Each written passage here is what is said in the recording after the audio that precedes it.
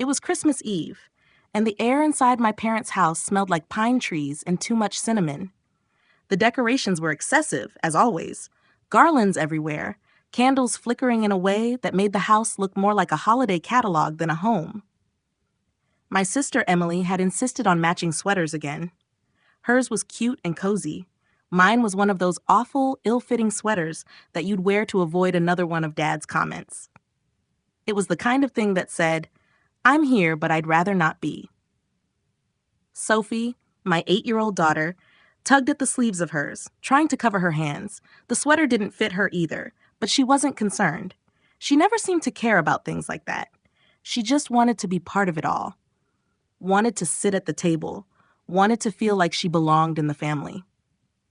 But that's where things always went wrong. Sophie wasn't the real grandchild in my father's eyes. That title belonged to Max, Emily's son, the golden child who was always at the center of everything. He was only 6, but somehow he'd already earned the position of being Grandpa's boy. The seat closest to my father at the dinner table, the one with the best view of the food, the best plate, the best everything, was his. And the rest of us?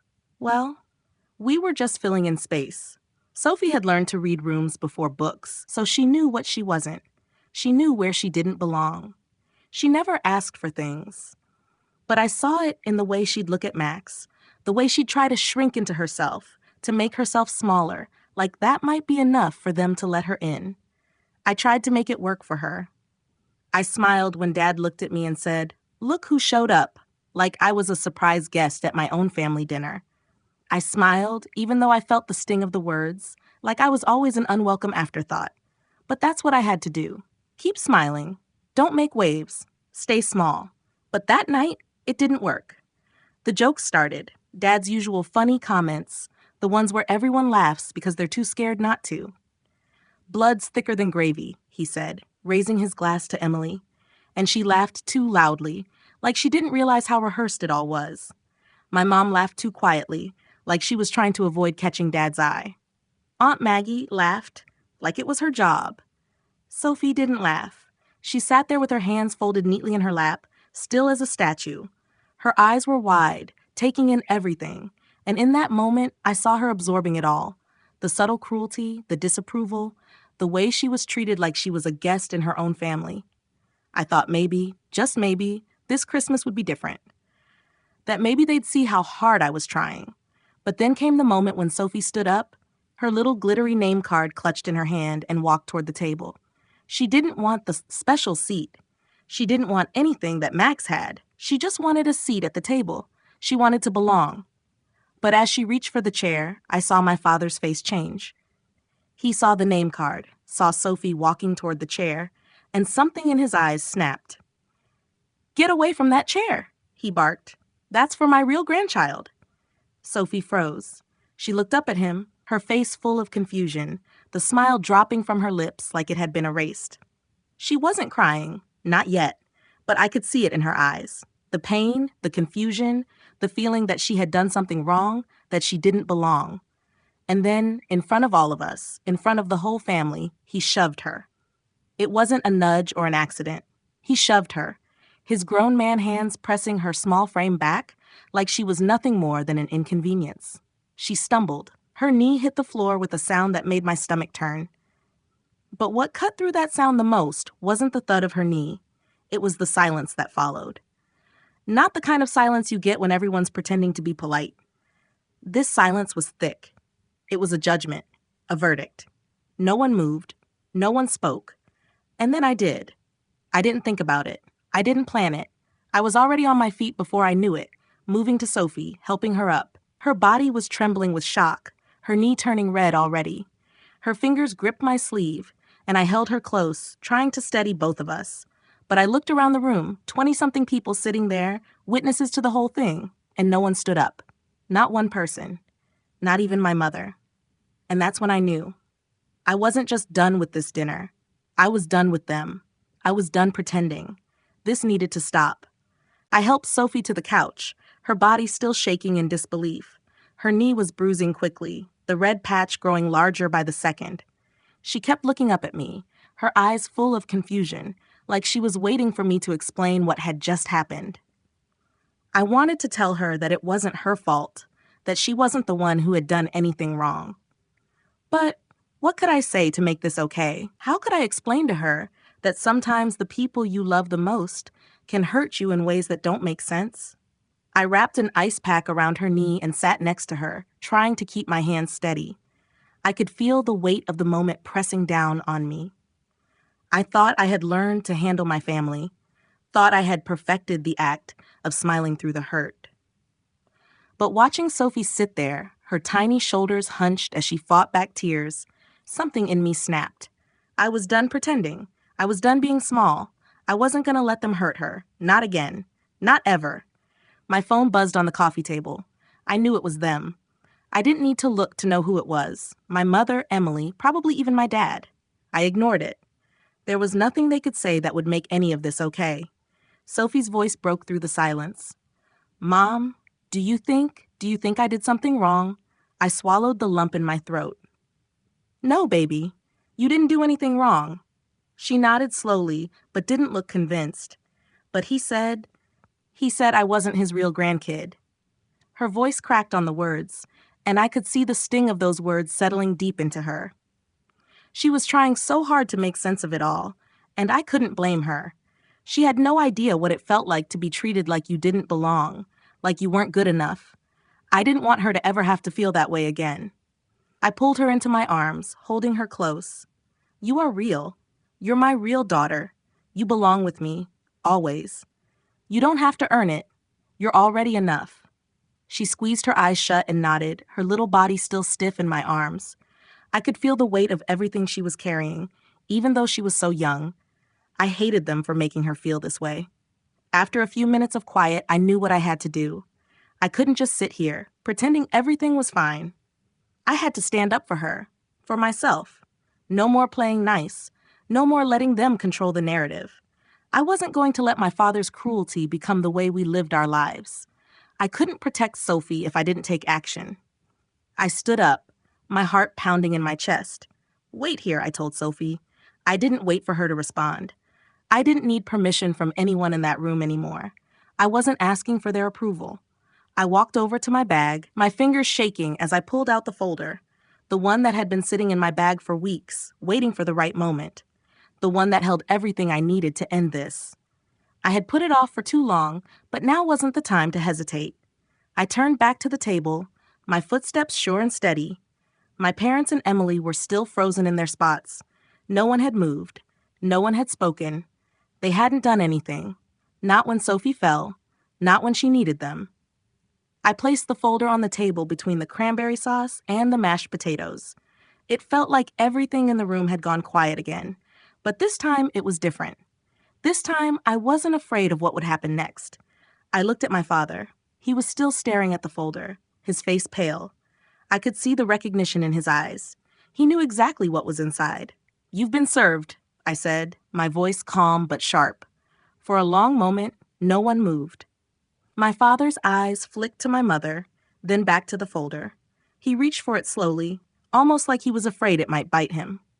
He flipped it open, scanning the pages with that same look of fear in his eyes. I didn't care if he was scared. He deserved to be scared. He had spent my whole life making me feel like I wasn't enough, and now it was time for him to face the consequences. I didn't wait for him to say anything. I didn't need to hear him try to justify his actions. I took Sophie's hand and walked toward the door, the silence behind me still thick with disbelief.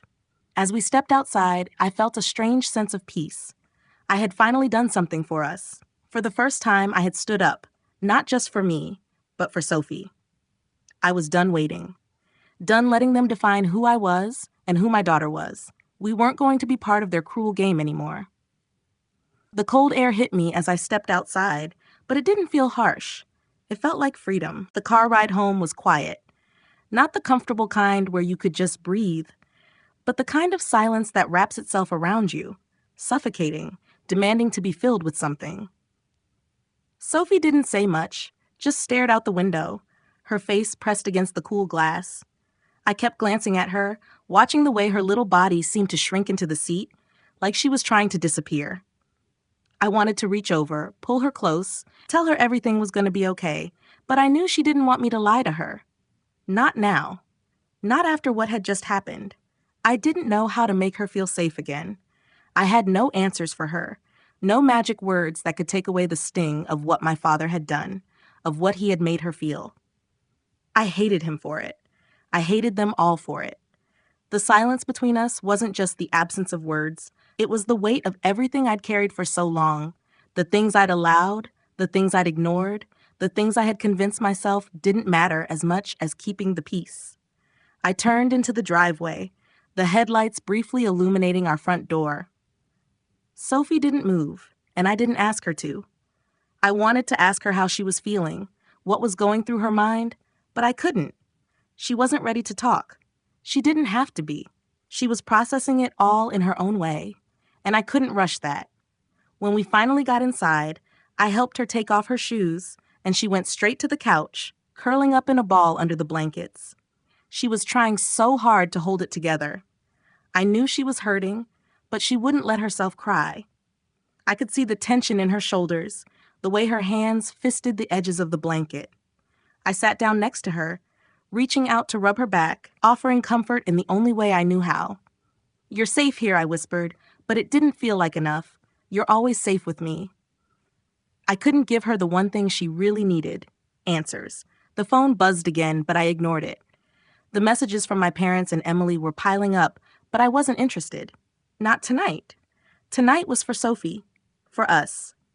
I wasn't going to let them drag me back into their web of manipulation and guilt. I wasn't going to fall for it. Not again. After a while, Sophie started to settle, her body loosening from the tension.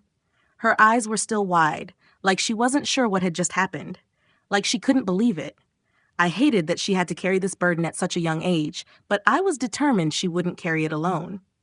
"Mom," she said quietly, her voice small, tentative, Are we still going to see Grandma and Grandpa again?" I hesitated. Part of me wanted to say yes, to tell her that everything would be okay eventually, that time would heal all wounds. But I couldn't lie to her. "No, baby. Not right now. Not until things change." Sophie nodded, but I could see the way her small face fell, like she was still trying to figure out how to process all of this. "But they're my family," she whispered, as though saying it out loud might make it real. I wanted to scream. I wanted to shout that they weren't family, not the way they treated us, not the way they made her feel like she didn't belong. But I held it in, for her sake. "I know, sweetheart, but sometimes family doesn't always act like family. Sometimes they forget what really matters." Sophie turned her face into the pillow, her breathing hitching slightly. I could hear the tiny sobs she was trying so hard to suppress, and it shattered me. She didn't deserve this. She didn't deserve to feel like she was invisible, to be treated like she didn't matter. But I wasn't going to let her forget how much she mattered to me, to us. The next morning, I woke up to the sound of my phone buzzing. I glanced at it, seeing dozens of messages. Most were from Emily. Some were from my mom. I ignored them. They were nothing but noise. None of them asked about Sophie. None of them even acknowledged what had happened. They all tried to play the same game they'd always played. Guilt tripped me into feeling like the problem. But I was done with that. I turned my attention back to Sophie, who was sitting at the kitchen table, drawing. She looked so peaceful in that moment, like she had momentarily forgotten the weight of what happened. I smiled, walking over and ruffling her hair. "What are you working on?" She smiled up at me, a little shy. "Just drawing a picture. I think I'm going to make it of us, you and me." My heart twisted in my chest. "I love that idea," I said, my voice steady despite the rush of emotions. I wasn't going to break down. Not in front of her. Not anymore. Later that day, I sat down at my desk, opening my laptop and pulling up the legal documents. I had to look at them again. I had to make sure I wasn't imagining it. But there it was, the court petition, the demand for full accountability. Every page was a step closer to the end of this toxic chapter. It wasn't just about the money. It was about what I owed to Sophie, what I owed to myself. I had made my decision. I wasn't going to let my family define who we were. I wasn't going to let them control the story anymore. The silence they had created would no longer have power over me, over us. This was the start of something new, something we were going to build on our own terms. And as long as I had Sophie, that was enough. The days following the confrontation at my parents' house felt like I was walking through a fog.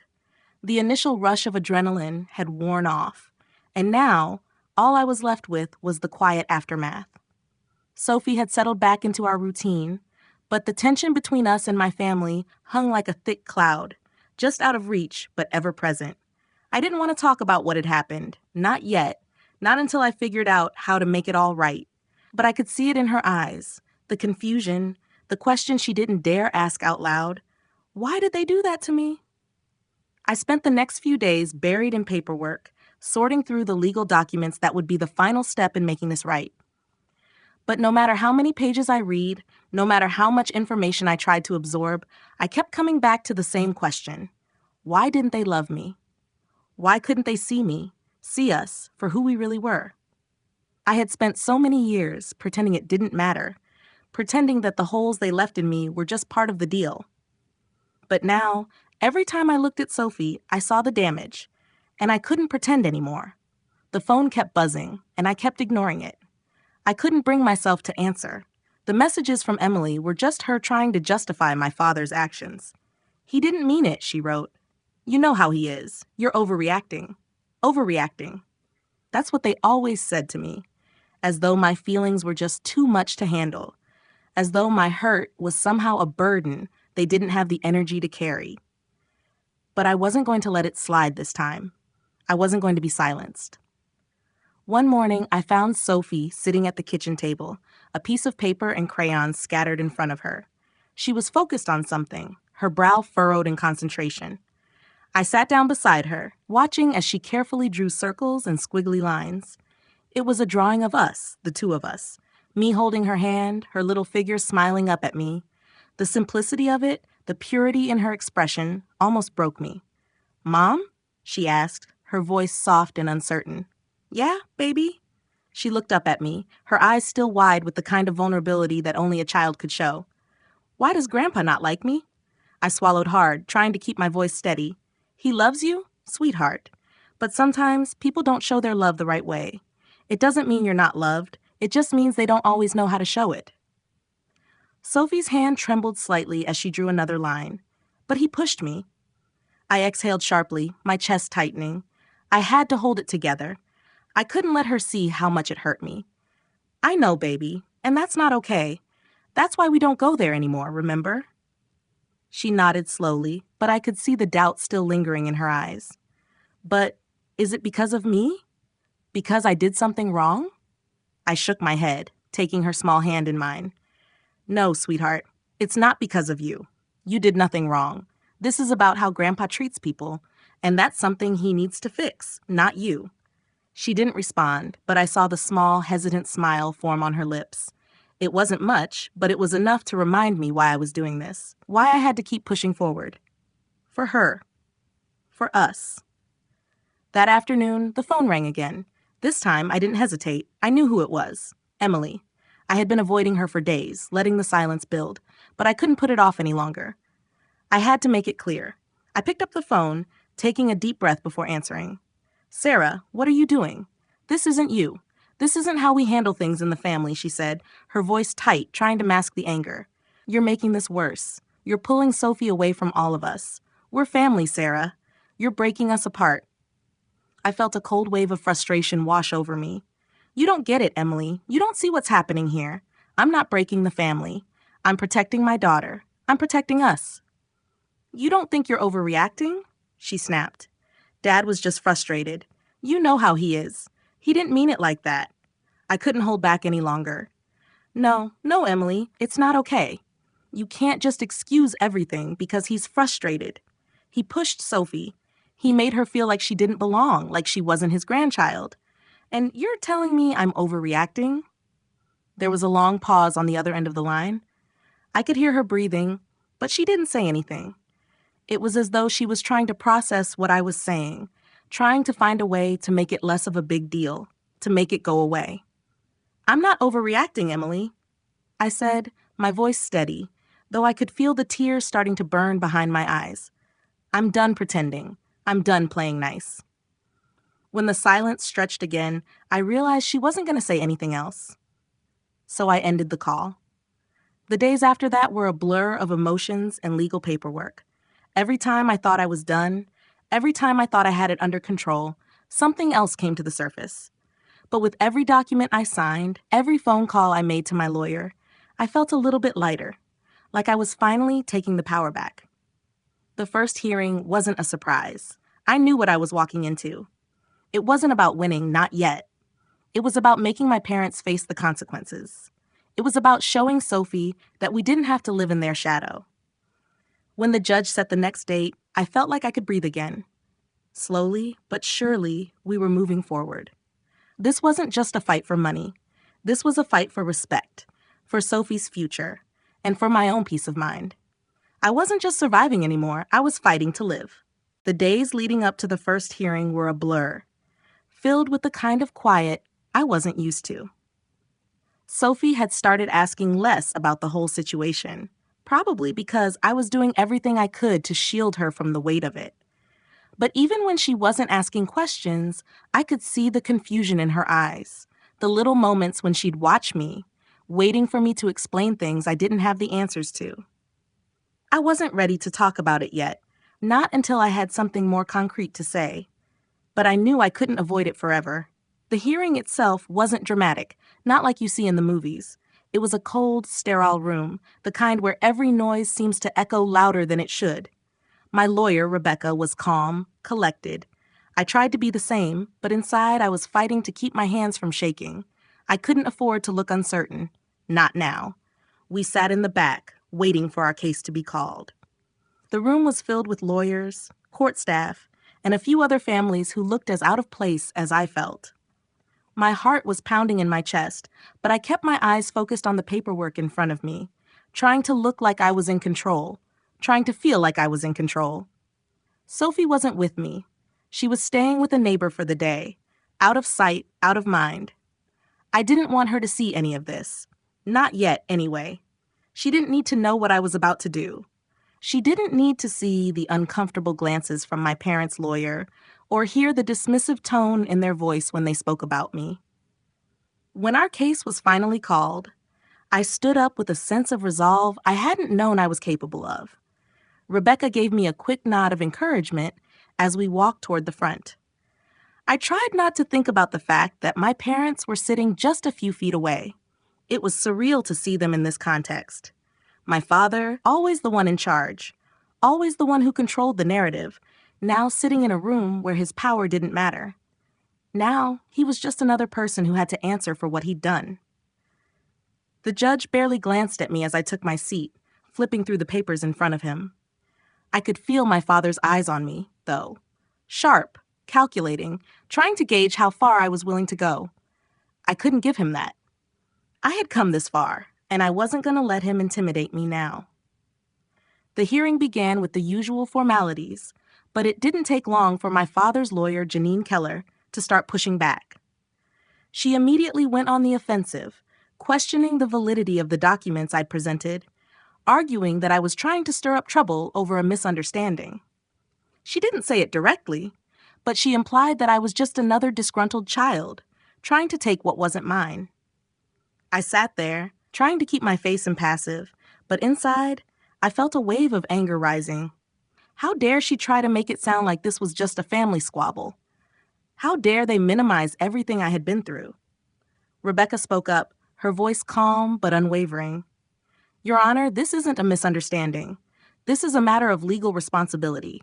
The trust was meant to be divided equally, yet the actions of the trustees, my client's parents, have shown a pattern of unfair distribution and a complete disregard for the legal agreement.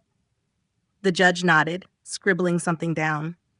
I felt a flicker of hope, but I didn't allow myself to get too caught up in it.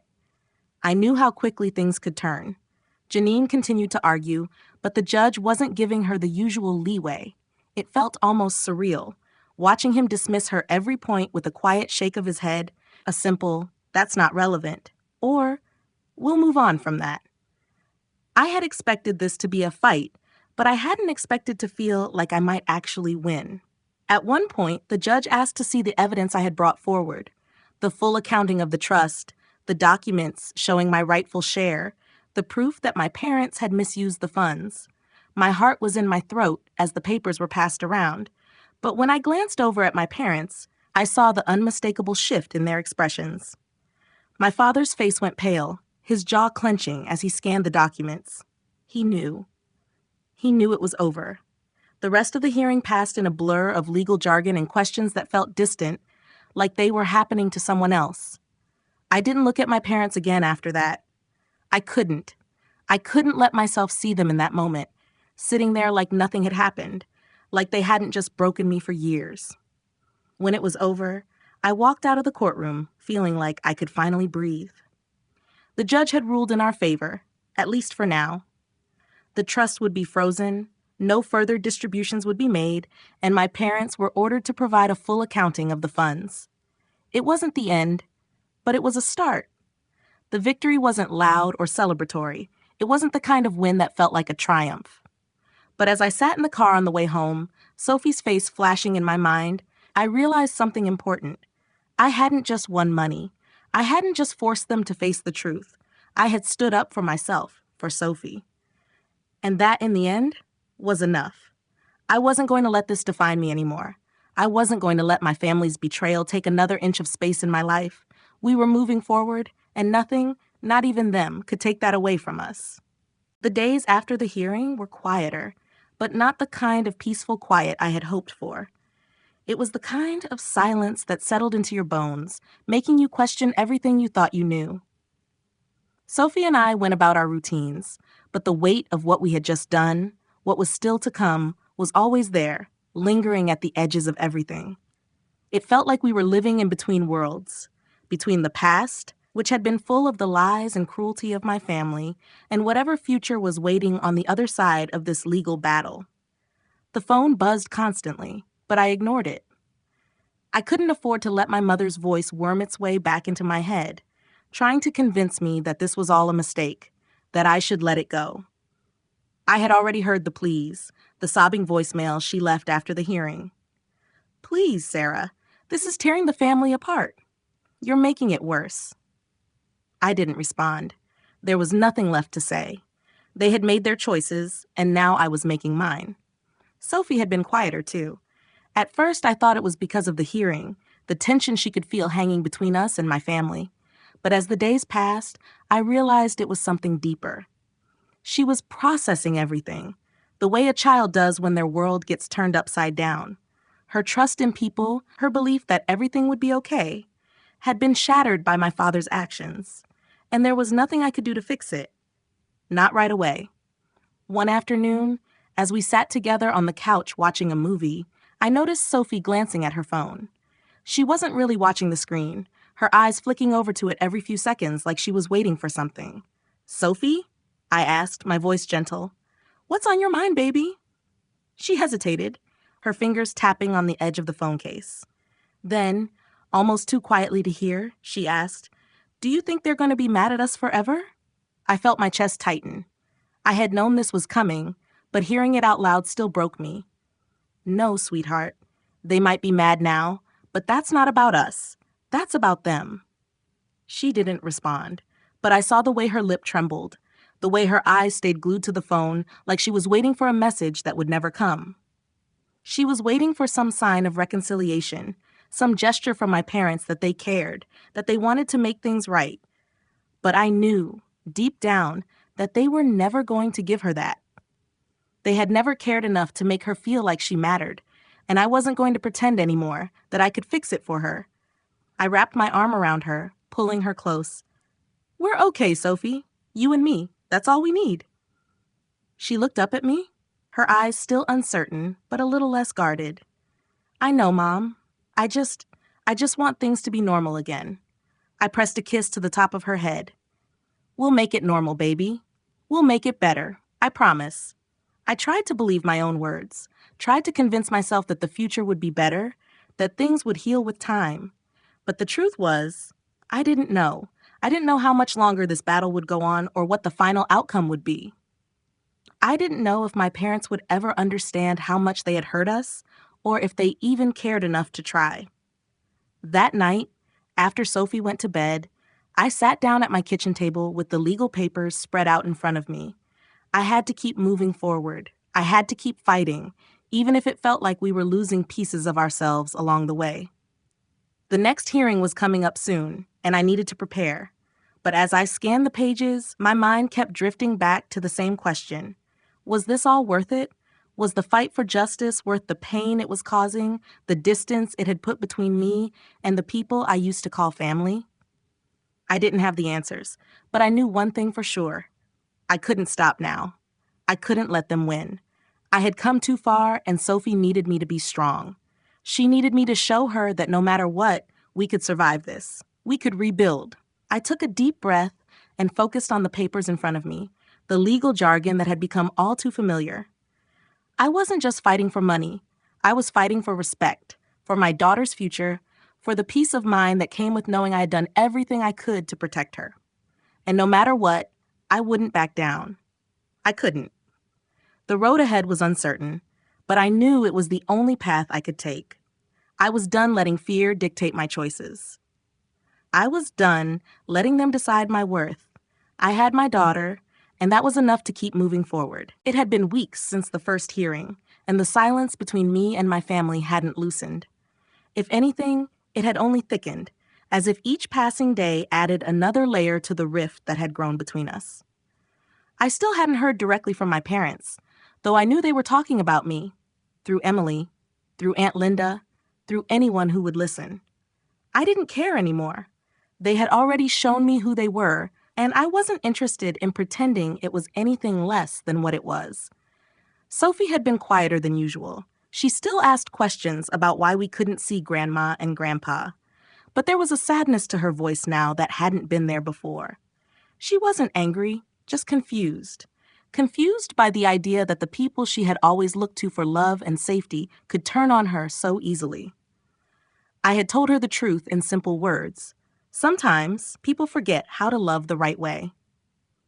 But that didn't seem to make the hurt go away. I couldn't erase what had been done to her, no matter how much I wanted to. One night, after a particularly long day of work, I sat down at the kitchen table to go over the next round of legal paperwork. I had been pushing through this fight as if it was a task to be checked off, a series of boxes to tick. But the weight of everything was starting to sink in. Every document I read felt like another stone added to the pile. This wasn't just about money. It wasn't about a settlement or some legal victory. This was about everything they had taken from me, from us over the years. Trust, love, a sense of belonging. And now the court was telling them that they couldn't just walk away from it anymore. But I wasn't sure what that meant for me, for Sophie. I wasn't sure if winning this fight would actually make things better, or if it would just add another scar to the story of our lives. The phone buzzed on the counter, and for a moment I considered ignoring it. But I knew who it was. It was Emily again. I had been avoiding her calls, avoiding her messages, hoping that if I gave her enough time, she would just stop trying to drag me back into their world. I didn't want to play their games anymore. I didn't want to pretend everything was okay. I didn't want to explain why I was doing what I was doing. But Sophie needed to see me stand up for myself. She needed to see me put boundaries in place, even if it meant saying goodbye to people I'd known my whole life. I picked up the phone, my hand shaking slightly. "Sarah, what are you doing?" Emily's voice was as sharp as ever. "You've made your point. This has gone on long enough." I took a deep breath, steadying myself. "No, Emily. It hasn't gone on long enough. You don't get to dictate how I heal. You don't get to tell me when it's time to move on from the damage you and Dad caused." She was quiet for a moment, the usual defensive tone in her voice fading. "We're still family, you know. You're breaking up the family. You can't just walk away from all of us." I laughed, though it wasn't a happy sound. "I'm not breaking up the family, Emily. You and Dad already did that. I'm just finally letting go of the idea that we were ever a family in the first place." She didn't have an answer to that, and I knew she wouldn't, because she didn't want to admit the truth that my parents' idea of family was built on control, manipulation, and a refusal to ever acknowledge their own flaws. They didn't care about family. They cared about power. And as long as I played by their rules, they could keep the illusion alive. "Fine," Emily said, her voice tight. "If this is what you want, then I guess I can't change your mind." I didn't say anything. What was left to say? Goodbye, Emily. I finally managed, though the words felt hollow. After I hung up, I sat there for a long time, the phone still in my hand. I had told her everything I needed to say, but there was a gnawing emptiness in my chest. It wasn't relief. It wasn't victory. It was just empty. Sophie came into the room, her small figure standing in the doorway, looking at me like she was waiting for something. She didn't ask who I had been talking to. She didn't need to. You okay, Mom? She asked, her voice soft and unsure. I smiled at her, trying to push away the weight of everything that had just happened. I'm okay, baby. Just working through some things. Sophie nodded, then came over and climbed onto my lap, curling up against me the way she always did when she needed comfort. I kissed the top of her head, feeling the warmth of her little body against mine. She was my reason for everything. The phone buzzed again, but this time I didn't pick it up. I didn't need to. Whatever was coming next didn't matter. We had come this far, and we would keep moving forward, no matter what. Sophie wasn't going to grow up in the shadow of my family's lies and manipulation. She was going to know her worth. She was going to understand that she deserved love, respect, and a family that would never, ever make her feel small. And I was going to give that to her. I wasn't going to let anyone take it away. We had finally made it out of their world. Now it was time to build our own. Life's too short to stay small for anyone else. Stand up for yourself, even when the people you love don't get it. Protect your peace, set boundaries, and remember that you're worthy of respect, not just from others, but from yourself too. If you're ever doubting your worth, just remember, you are the hero in your own story, and no one gets to rewrite that. Now, if this resonated with you, or if you just need a distraction, hit that subscribe button and drop a comment below. You know you want to be part of this journey.